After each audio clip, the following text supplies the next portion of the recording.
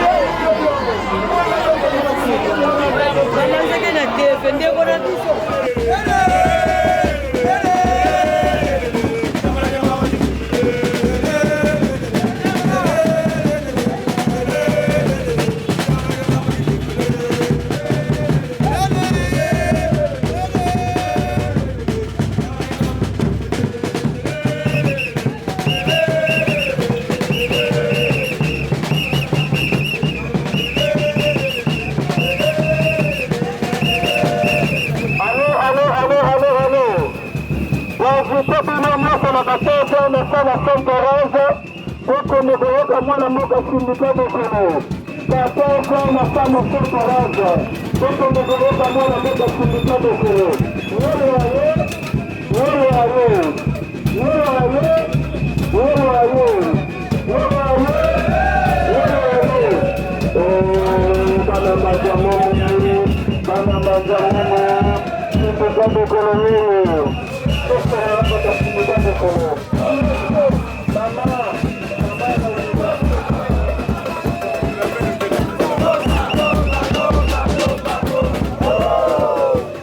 Mwana yopo, mwana mkongo, mwana bokomoki, Sindika dokolo, Sindika dokolo, Sindika dokolo, Sindika dokolo.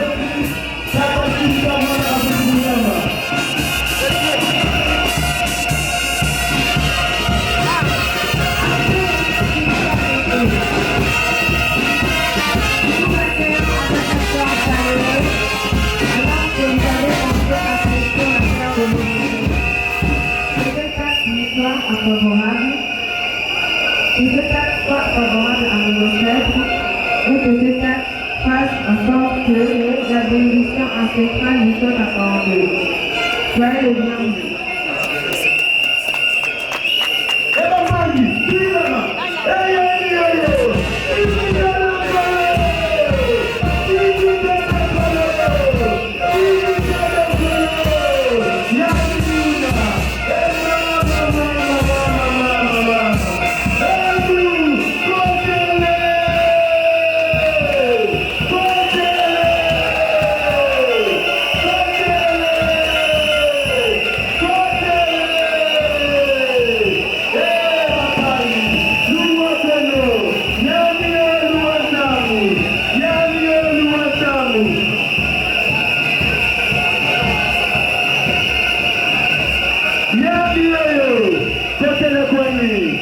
Kotele malembe mwane tokata sindika dokolo yamula kakaisa bampangi bali emama eya mabuidi kumbanza Mungu kusenterezi mamu mabuidi mamu kibeli mabuidi kaisi bampangi bali wele kotele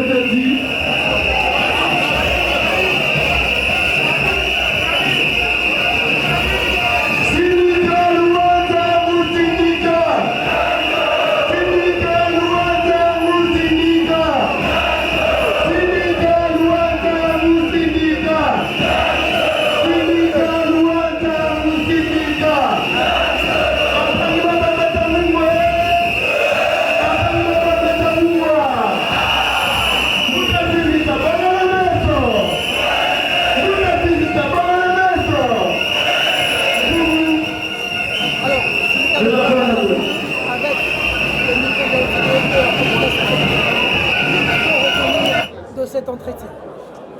Écoutez, c'était d'abord un moment très émouvant pour moi parce que c'est évidemment Banzangungu, la terre de mes ancêtres. Et puis vous savez que c'est une ville dans laquelle on a eu un énorme soutien au niveau des Congolais debout, à un moment où c'était dur d'être un Congolais debout. On a beaucoup de gens ici qui ont eu le courage de porter nos couleurs, porter leurs casquettes, de porter leur écharpe, leur t-shirt à un moment là où c'était passible de prison, à un moment là où c'était passible de poursuite. Et donc c'était important pour moi de venir d'abord et de remercier pour cet engagement. Et puis deuxièmement d'expliquer que ce n'est pas la fin des Congolais debout. Nous allons nous réorganiser dans le cadre d'un grand congrès au cours duquel nous allons définir les prochaines étapes de notre engagement. Et c'est très important pour moi d'être ici parce que les Congolais debout, c'est un mouvement national, un mouvement de masse. Et donc ce n'est pas que Kinshasa.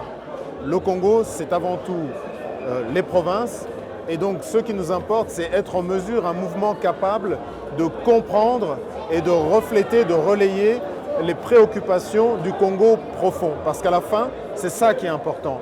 Pour un mouvement citoyen, c'est d'arriver à refléter les difficultés, d'arriver à refléter les attentes, les inquiétudes des populations auprès des décideurs afin de trouver des solutions concrètes. Donc c'est exactement le sens de cette venue ici et je pense que c'était un grand succès. J'ai beaucoup apprécié l'échange, c'était discipliné, c'était beau, c'était Congolais debout. Si on comprend votre discours, on comprend que c'est envie de faire une mutation. Bon, l'un de vous va se mêler en politique ou bien vous restez un mouvement citoyen et la suite c'est quoi? Alors justement, toute l'idée, c'est qu'au Congo, nous pensons que ce qui manque, ce n'est pas plus de politique. Ce qui manque, c'est un meilleur engagement citoyen, une culture citoyenne.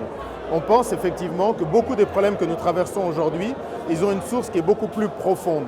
Les problèmes qui sont liés à l'éducation, les problèmes qui sont liés aux conditions sociales, au manque d'emploi, aux problèmes d'éducation. Toutes ces questions-là sont des questions qui sont fondamentales, qui doivent se poser et qui doivent être débattues dans l'ensemble de la communauté nationale. Ce n'est pas les politiciens qui arrivent à la tête d'un pays qui est déjà en faillite depuis longtemps qui peuvent trouver toutes les solutions. Et la position des citoyens engagés ne peut pas être celle d'attendre que les politiciens, par exemple dans le cas de Banzangungu ou les politiciens de Kinshasa, leur apportent toutes les solutions. Donc toute cette culture, toute cette approche des mouvements citoyens, c'est se prendre en charge, analyser sur la base de ces valeurs, de ces principes, comment est-ce qu'on peut apporter des solutions concrètes aux problèmes de notre environnement direct. Une question que vous avez évitée, on vous a demandé, la plupart des jeunes vous ont demandé de faire de la politique, de devenir leur leader pour le jeune du Congo central. Vous avez semblé éviter cette question, mais c'est une demande populaire, pourquoi n'avoir pas accédé à cette question? Peut-être que la réponse a été mal comprise. Mon entendement d'un leadership, c'est avant tout un leadership qui s'impose par le service. Donc pour moi, quelqu'un qui fait un travail de leadership, quelqu'un qui est un leader, c'est quelqu'un qui a accepté de relever un défi, mais au même niveau que tous les autres, qui a accepté d'être une énergie qui arrive à libérer, si vous voulez, le potentiel qu'il y a dans chacun des membres d'une communauté. Et à mon avis, ce n'est pas un leadership tel qu'on l'entend trop souvent au Congo, comme quelqu'un qui est au-dessus des autres et qui doit attendre de savoir ce que les autres peuvent faire pour lui. Donc la question du leadership, pour moi, ce n'est pas une question qui est une question de décision. On ne se décrète pas leadership. C'est une manière d'être, c'est une manière de se comporter qui est une manière de responsabilité citoyenne. Monsieur Sindika, n'avez-vous pas peur aujourd'hui d'engager le peuple dans un combat où votre unique arme s'avère être la voix et uniquement la voix? Je pense au contraire que c'est ça qui est la force des Congolais debout. C'est le fait d'abord que nous soyons très nombreux et que tous nous engagions non pas pour un leadership comme on le fait ou pour une tendance ou une personne comme on le fait en politique, mais autour de principes. Et le fait justement que nous soyons très nombreux, nous sommes plus d'1 million aujourd'hui, c'est justement ce qui nous protège en termes d'individus plus les uns que les autres. On se rend